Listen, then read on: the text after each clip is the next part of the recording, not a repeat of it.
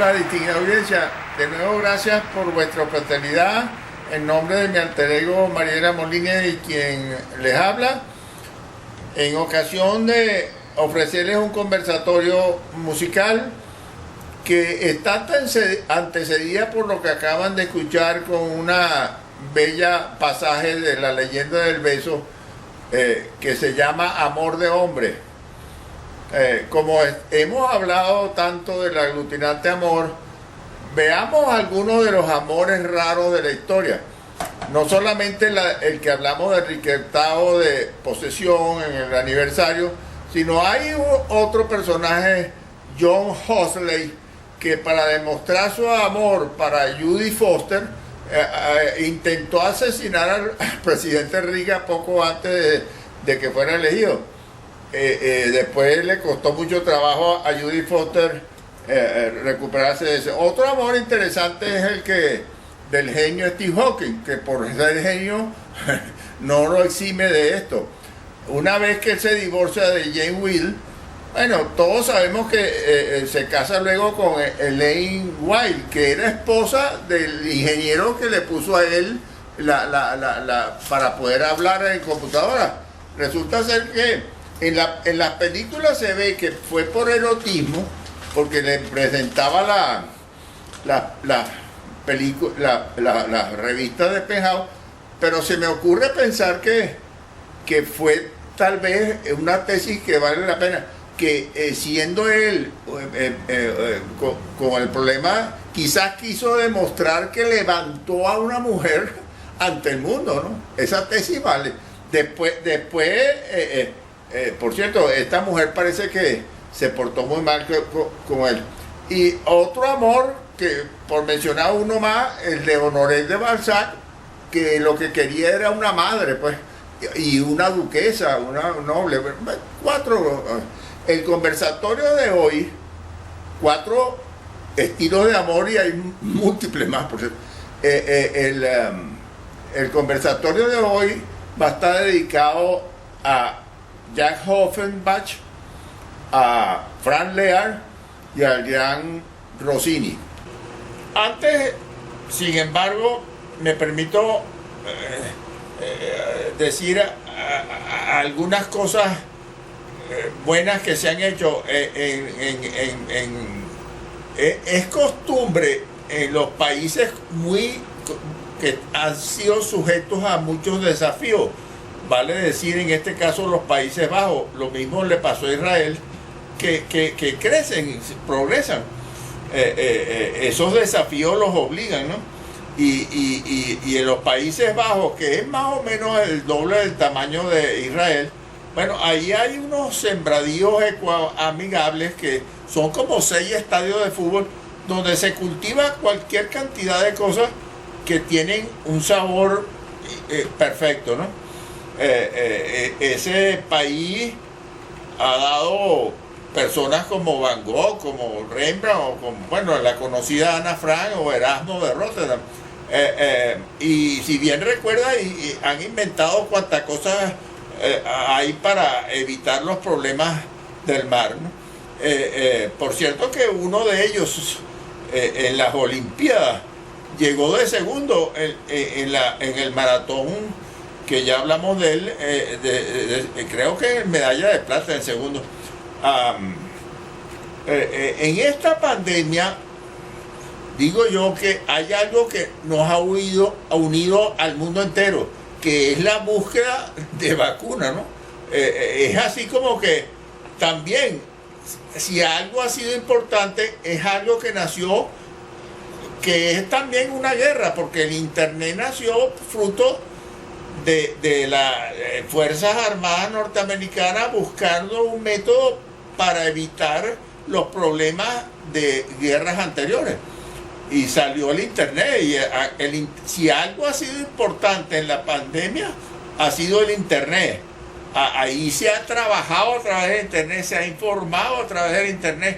O sea, todas esas páginas de Google, de Facebook, de YouTube, han servido para muchas cosas. Y también en este mundo donde se domina la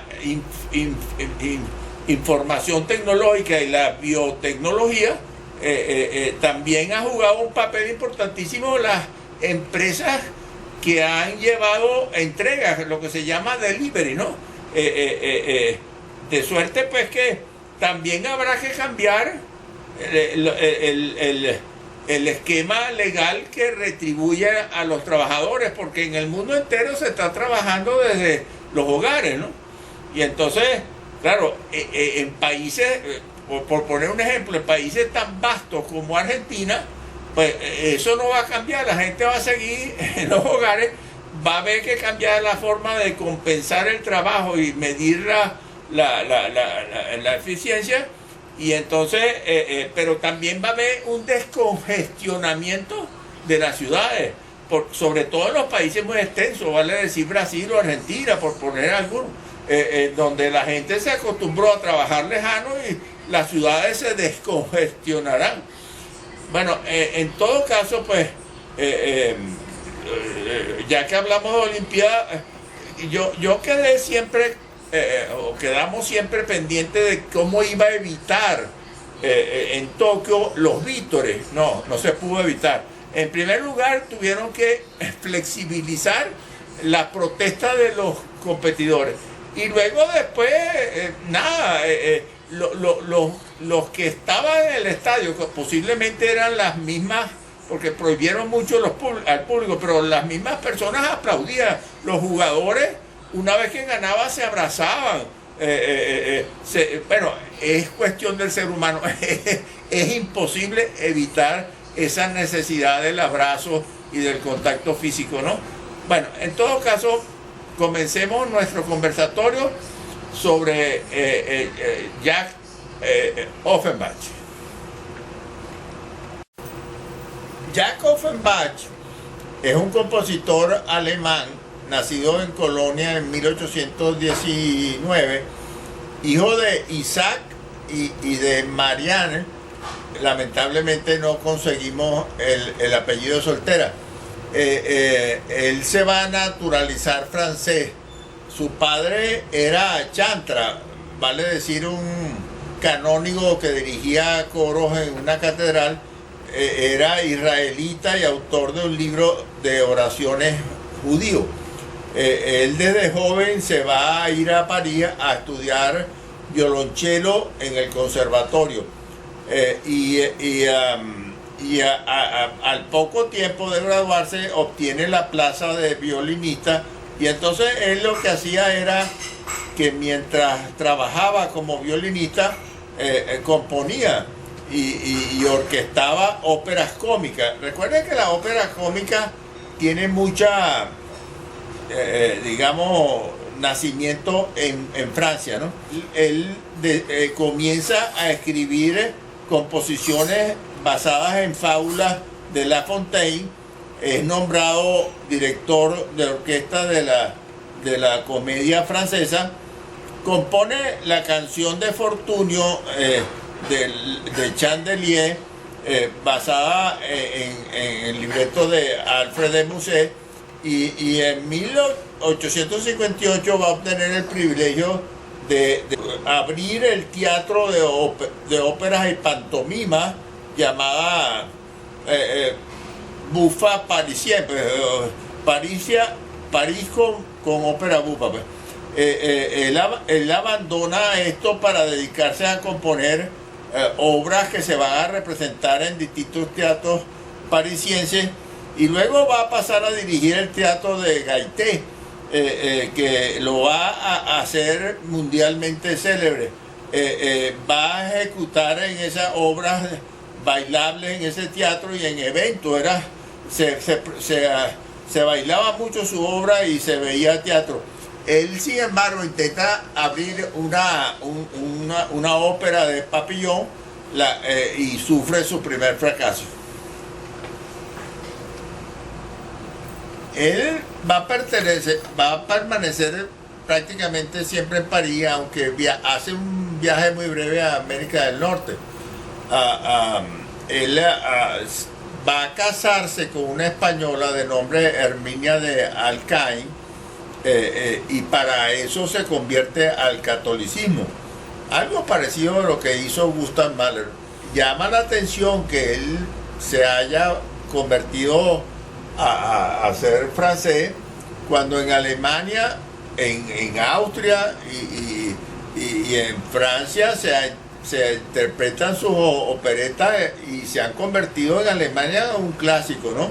Escribió en realidad 108 operetas, podemos destacar Barba Azul. La obra póstuma de este autor va a ser Marianne es Daphne, que va a ser estrenada en 1907 en la Ópera de Montecarlo. Sin embargo, la obra más famosa que escribió poco antes de morir es los cuentos de Hoffmann. Incluso creo que lo terminó un músico amigo, ¿no? Y de ella vamos a oír La Barcarola. Esta obra va a estar incluso interpretada en algunas películas como La vida es bella. Él va a morir sufriendo de gota en 1880 y va a ser enterrado en el cementerio de Montmartre de París. Oiremos pues esta famosísima Barcarola, que es una obra conocidísima. Seguro que cuando ustedes la oigan la van a reconocer. Disfruten a la Barcarola de Hoffmann.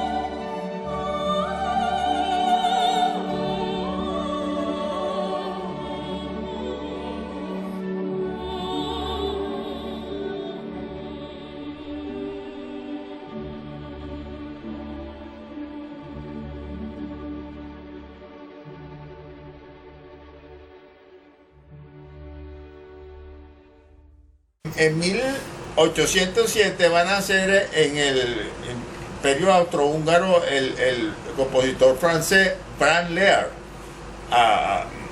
en la actual Eslovaquia. Él es considerado el creador moderno de la opereta, en su más refinada acepción musical y artística, ¿no? Su padre se llamó Franz y su madre Cristina Neubrut.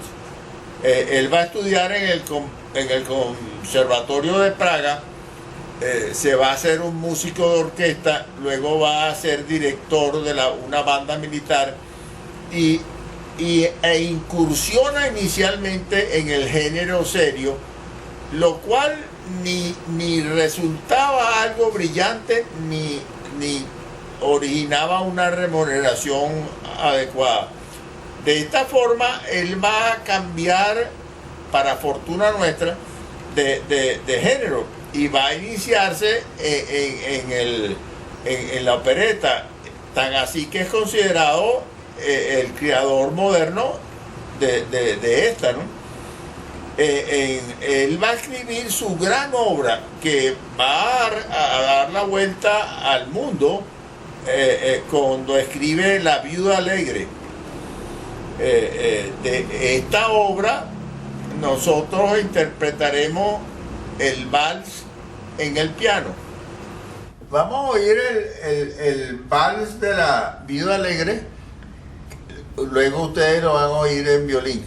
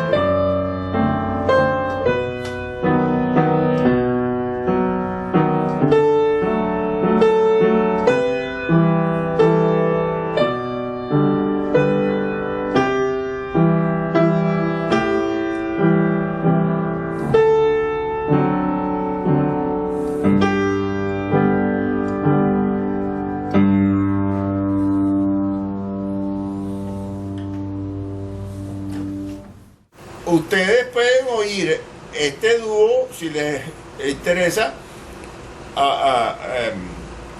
cantado por Plácido Domingo y Paloma San Basilio. Pero además del piano, lo oirán ustedes por un violinista neerlandés en el violín, que nos pareció la más bella versión.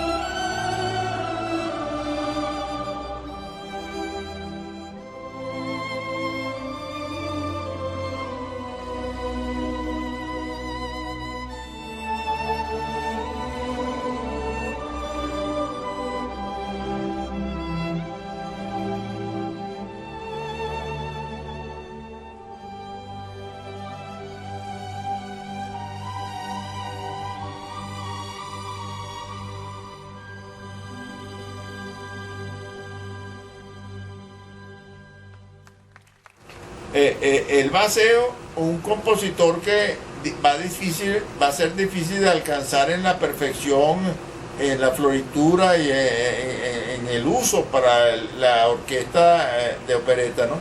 Él va a morir en un balneario de Ischl, cerca de Salzburgo, y luego va a ser enterrado en una cripta familiar con su esposa Sofía, con su madre y enfrente de quien fuera su tenor favorito.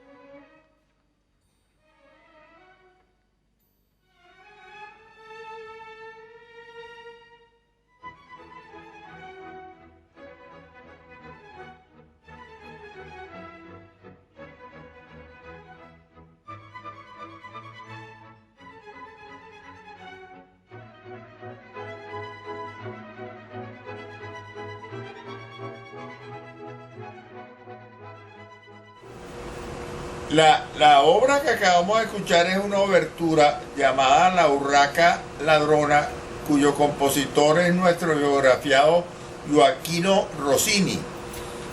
Este compositor va a nacer en 1792 en Pátzero, que era para entonces Estado Pontificio. Recuerden que para entonces había varios papas. Y va a morir en 1968 en el Segundo Imperio francés. Él va a ser el único hijo de un padre muy alocado, ¿no? Muy revolucionario, llamado Giuseppe, que era trompetista y trompista. Y la madre se llamó Ana Guaderino, que era costurera y además era hija de otro noble panadero. El padre, además de encantador, era impetuoso, un poco irresponsable, tan así que lo encarcelan 2 veces por insubordinación o por meterse a favor de Napoleón contra los papas. Y la educación se va a encargar entonces Ana y su suegra. La madre hasta que pudo durar su voz, se va a dedicar al canto cómico durante 6 años en Trieste y en Bolonia. Luego pasan a Lugo, una provincia de Rávena, en donde ahí nuestro biografiado va a estudiar italiano, latín, aritmética y música. Estudia trompa con su padre y un sacerdote de nombre Malherbe le da otros conocimientos musicales. Este padre tenía una biblioteca bastante, sustanciosa con las aún no conocidas obras de Joseph Haydn y Wolfgang Amadeus Mozart. Me refiero no conocidas allá en Italia. Él va a escribir ya a los 12 años unas 6 sonatas para 4 instrumentos de cuerda y va a estudiar en un recién inaugurado liceo musical de Bolonia. Ahí va a estudiar canto, violonchelo, piano, composición. Va a publicar mientras trabajaba como solista de teclado. Luego los padres piensan que su verdadero género es la ópera y van a ir entonces a Venecia. La primera ópera de nuestro compositor va a ser Contrato de Matrimonio, que es una comedia en un acto. Ese fue exitoso su presentación y va a ganar 40 escudos. Cuentan los biógrafos que jamás había visto semejante cantidad. Él escribe El engaño afortunado, Escuela de Seda, y va a tener el primer fracaso cuando escribe Curioso Malentendido. Va a escribir una primera ópera seria llamada Tancredi. Va a tener buenos resultados, eso lo va a hacer conocer tanto en Londres como en Nueva York concretamente. Y luego va a ir a Nápoles, donde estaban los músicos entonces famosos, eran Cima Rosa, Domenico y Giovanni Parisciello. Ahí va a haber una rivalidad entre los dos, va a resultar triunfante Rossini. Y él se va a ganar, Rossini, tempranamente al público y a la crítica con una obra de San Carlos Isabel, reina de Inglaterra. Él va a escribir 18 óperas en Nápoles y la más conocida de todas para el Teatro Argentina de Roma, que va a ser Barbero de Sevilla. Eso va a enmudecer al músico Paisiello y luego va a escribir Otelo, que logra la crítica de Lord Byron. Lord Byron fue un político, como ustedes saben, británico, que es famoso porque tenía los pies ambos, una deformidad en los pies, pero usaba zapatos ortopédicos, pero eso no impidió que viajara por el mundo y se enamorara de muchas personas. Se enamoró de una mujer llamada Mary Duff, que se dio el lujo de rechazarlo, y luego vivió en Suiza con la escritora de Frankenstein, con Mary Schiller y con Percy Shelley. Él fanfarroneaba que había tenido relaciones amorosas con 250 mujeres. Y luego va a Grecia, se convierte en un griego, en un héroe militar y muere allá. Hay un cuadro que a lo mejor ustedes ven en la Bruja, en la ciudad de las Brujas. Rossini, a pesar de su matrimonio, gustaba de cantante. Algo parecido otra vez a Gustav Mahler. Entonces él tuvo parejas sentimentales como Esther Mombelli, a Marietta Marconi, y la que más tiempo estuvo fue con Isabel Colbrowne, que era una estrella del bel canto. Nápoles y Rossini se cansan mutuamente, ¿no? Él va a ir entonces a Viena y va a ser escuchado por Beethoven. Y una de tantas cosas que Beethoven decía, después de oír obras de él en Viena, dice, Rossini solo va a servir para la ópera cómica. De nuevo, otra de esas sentencias beethovenianas, ¿no? En Viena, sin embargo, va a ir también a Londres. En Londres no va a haber mucho éxito, va a culpar a Rossini, porque a pesar de que las cantantes o cantantes no daban la talla, el que recibe la culpa es Rossini, pero sin embargo va a tener una buena compensación económica de unas 20 o 30 mil libras, ¿no?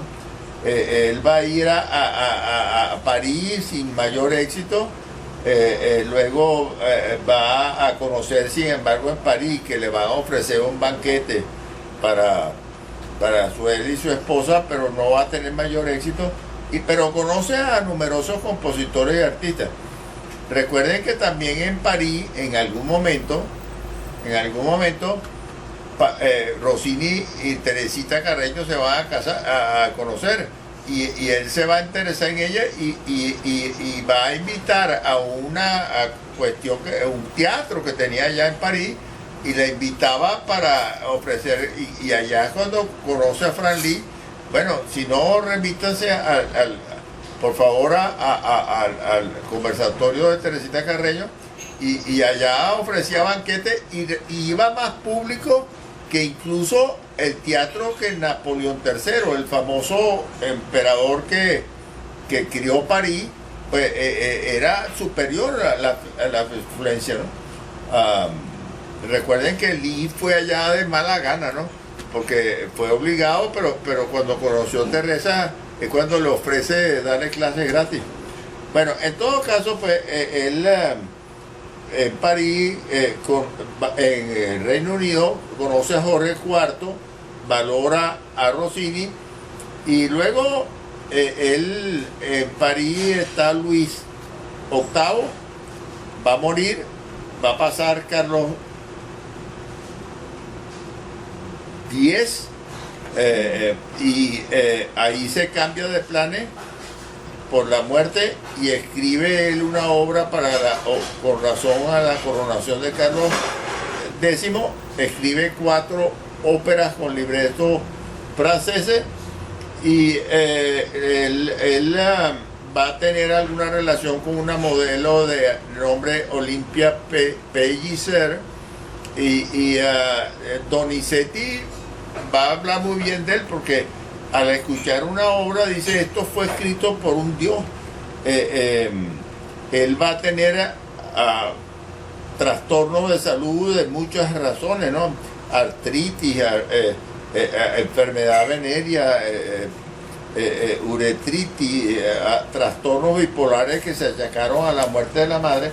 Y la última obra que él va a componer, de la cual oiremos una famosa obertura, es Guillermo Tell. La ópera Guillermo Tell está basada en esa leyenda famosa de aquel suizo, un ballestero famoso, y que va con su hijo. Entonces estaba dominada por la casa de los Habsburgo, y comete el error, según esta nobleza, de no quitarse el sombrero frente a él, y entonces lo desafía la persona encargada del caso, pero un tipo de la clase de los Habsburgo, a que le tenga que disparar una flecha a un hijo a 100 pasos de distancia con una manzana, la famosa manzana. Y Guillermo Tell pone 2 flechas. Él lanza la primera y acierta, y cuando le pregunta para qué era la segunda, para matarte a ti, y le dice al otro si en caso que hubiera muerto él es perseguido, y Guillermo Tell huye. Bueno, yo creo que todos conocen esa leyenda. Vamos a oír de Guillermo Tell una famosísima obertura, que se llama así, obertura de Guillermo Tell.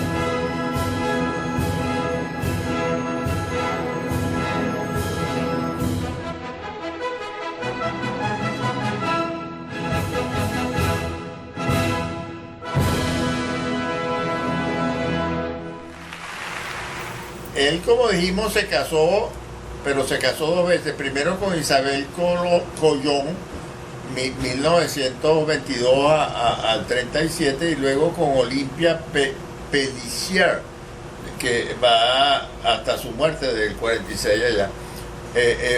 Cuando él muere en Pasi en 1868, va a dejar un liceo para los cantantes jubilados, va a ser enterrado en el cementerio de Perlachasic. Recuerden que ese cementerio lleva el nombre del confesor de Luis XIV, de nuevo el que hizo el que construyó Versalles, y que ese cementerio, como dijimos en algún otro conversatorio, tiene divisiones, ¿no? Uno para literatos, músicos, artistas, de todo. Luego sus restos van a pasar a la iglesia de Santa Cruz.